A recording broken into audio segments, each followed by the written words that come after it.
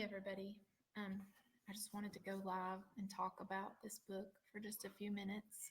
And I don't know if anybody's on here right now. So I know you guys are all busy and people have, um, there's one person that's not in the same time zone, or actually multiple people that are not in the same time zone.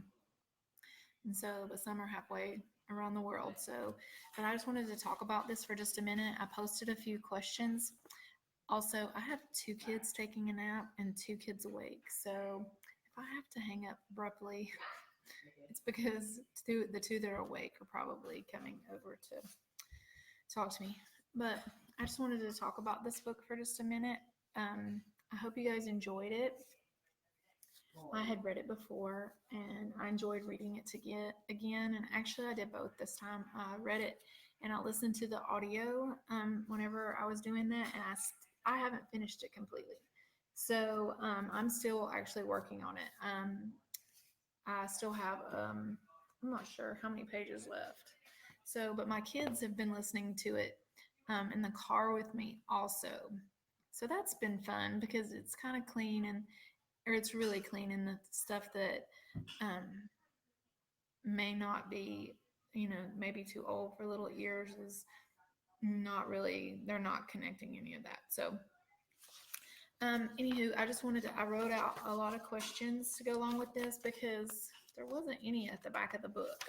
So, which is unusual because sometimes, people who write biblical fiction, they will um, ask questions, put questions at the end of the book. There were some author notes at the end of the book. So if you guys read this, so I had to write my own. I printed off like a couple of book reviews that people had done. I have reviewed a couple for other books, but not this one. So I posted a couple of these questions a little bit ago, and if you guys still want to do a video chat, we can totally do that. We can do that on Messenger. It'll probably be the easiest thing because Zoom, I need to watch some more tutorials to learn how to do that. So, but I already posted the first three questions, so I'm gonna like move on into some of the other stuff. And I'm gonna just read them. The author chose to begin. Wait, I shared this one already. Never mind. Okay. Did the author characterize Ruth and Boaz like you thought they'd be? Like, if you haven't read the Book of Ruth, it's only 4 chapters. I think most of you probably have read it. It's only one of 2 books in the Bible that has a woman's name. And so whenever you read the Bible, you get like a picture of how things are supposed to be. And so I was just wondering if it was different for you in the book than it was in the Bible. The account of Ruth is actually a picture of redemption and Christ in the church. While you were reading, did you get a sense of Jesus in the story? Whenever the first time I read it, I remember I really got a sense of Jesus in the story. Whenever I went to Bible school, I did my very first sermon that I preached live in front of people. The only time I think I preached like twice in front of people. My first sermon was on the Book of Ruth, and it was called Wait on Your Mate. And it was about becoming the person that God had for you to be in order for you to be connected with another person. And I still feel like there's probably implications of that in the book. I mean, but now I look at it so much more differently. Like, it's a picture of Christ in the church, and it's not really a picture of how to be right, but how we were made right. And so I totally love the latter one better because it makes it all about Jesus, because he's the one who does it. So, but I was just wondering if you got a picture of Jesus while you're reading the story. Ruth comes from Moab, and this was something I hadn't really thought about until just now.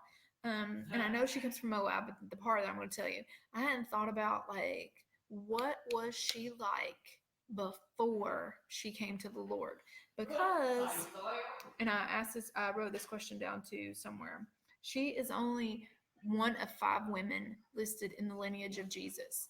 There is Tamar, Rahab, Ruth, Bathsheba, and Jesus' mother Mary.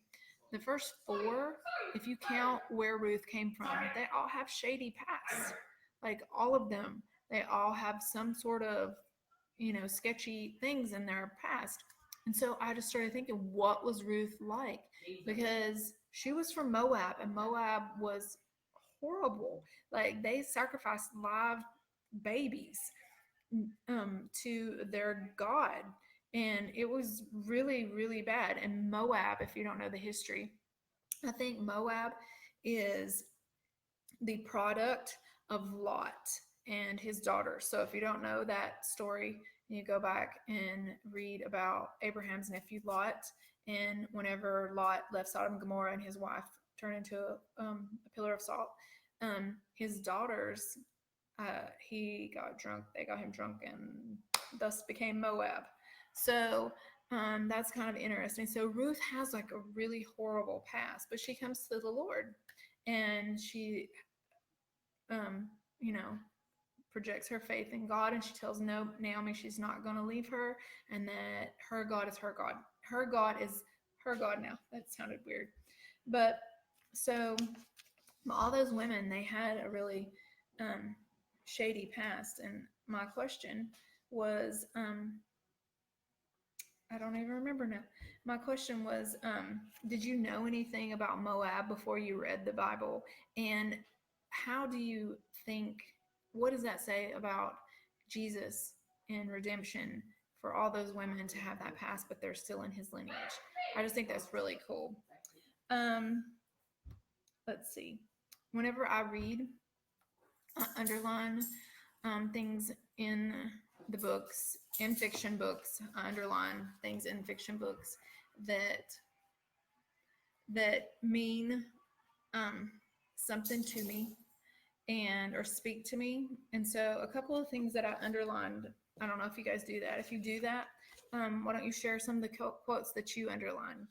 Um, but I underline Ruth pushed the thought aside. It was an impossible dream. The only thing I ever wanted was to belong. She sighed and buried the rising tide of that impractical longing as best as she could. And so that just really resonated with me because we all want to feel like we belong and we fit in and we have a place to be. I know that I do. I like am continuously trying to figure out, where I still fit. And I think that we all are doing that, like, especially in ministry, like where we are supposed to be, what's the best place for us to fit, like which part of the puzzle we are in. So, and I think Ruth really felt that, and she eventually comes to be a part of something. The other one was he got caught in brambles and in his struggle to get free, got badly cut. As if that weren't bad enough, somewhere in the process, he broke a leg. Must have been separated from the flock, and the shepherd overlooked it. So I like the visual about the shepherd and the sheep, and about getting separated, and about being damaged, and still being able to be redeemed and healed. And she had a lot of that in this book. She had a lot of pictures of Jesus in the quotes. There was a lot of redemption throughout the book, not just in their story, but in individual little quotes and pictures she just plugged in there. It was amazing. Um, so if you guys want to share some of your favorite quotes or things that you underline, I underlined other things too. But I just wanted to share a couple. And I know I'm going through a lot right now, but I just wanted to go over this so that if you guys want to share some things, we can just kind of facilitate some conversation. Um, Whenever I read biblical fiction, and this is actually one of the reasons that I do it, I always feel um, closer to the Lord. I get a bigger sense of love, and it restores like a biblical worldview. Whenever we are just so bombarded with so many thoughts and so much going on, especially with the internet and media, like our little brains need to be washed. And so and the word of God does that for me as well. Sitting down and reading stories about Jesus and the scriptures, it does that for me as well. But there is something about sitting down in the middle of a story and immersing yourself in it, and your heart becoming connected to it. It does something to us, and that I believe that's totally why Jesus told stories. So if you've not ever read biblical fiction before and this was your first time let us know how that made you feel. Or if you do, and you do continually read biblical fiction, tell me what kind of impact that has on you. Um, this was another question that I thought about while I was reading. We first hear about Jaala from Mahalath, and she's the little girl that Boaz bought from Jaala because he was mistreating her. What does her description of him remind you of? And so I'll just put that question out there and I won't tell you what I thought, but I just wanted to know what the description of Jaala reminded you of. Um, Also, what I want to know, what is one of your favorite moments in the book? Like, what is your favorite moment? One of my favorite moments in the book is whenever Boaz, and this is in the story too, gets he that he breaks through with Jaala and he knows that he has gotten her, that he has bought her back, he has redeemed her. And in that moment, I was just like, oh, you know, because it was just like, everything's okay. Everything's going to be okay. And so that was like probably my favorite part of the book. Is there anything that you thought about the story of Ruth while reading this book that you hadn't considered before?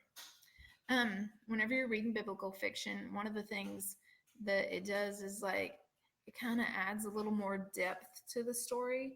And I'm not saying that God didn't do a good job whenever he told it, but there are things that we don't know. Like we're not always privy to everyone's emotions, and we're not always privy to everyone's feelings or the background or the culture. And so we kind of have to go digging for that. And that's one of the things I love about biblical fiction too, especially those who do it well and write it well, is that they stay true to the story and that they take they study culturally what was happening.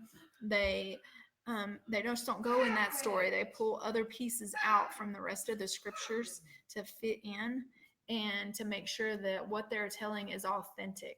And it's absolutely a story of like fiction in the sense of we don't know all the details about what exactly happened, but we um, we do get a deeper sense of what could have possibly happened. And I think that gives us fresh eyes whenever we go back and read the biblical account, that it makes it bigger. It becomes 3D. And so um, I just wanted to share a few things with you about that today. And I hope that you enjoyed this story. I hope that it encouraged you. There's another aspect about this story that I didn't really talk about. I'm just going to mention for a second. But whenever he